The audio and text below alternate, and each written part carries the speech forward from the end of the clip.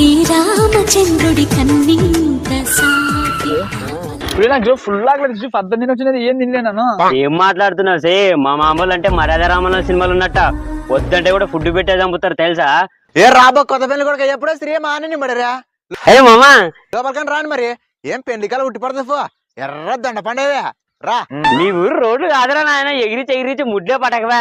ఏం చేయాలి కౌరవేల తినండి. మీ అత్త లేదు శనివేదా ఏమో మీ అత్తను వింటే మర్యాద ఎక్కువ చేస్తున్నా వసప్పుడు దారిలో తినొచ్చు. నాకేం తెలుసు మరి మీరు తినొచ్చులేరేమో నా మీద కొత్త పెళ్లికి వచ్చింది కదా నోరు తీపి చేద్దామని తెచ్చి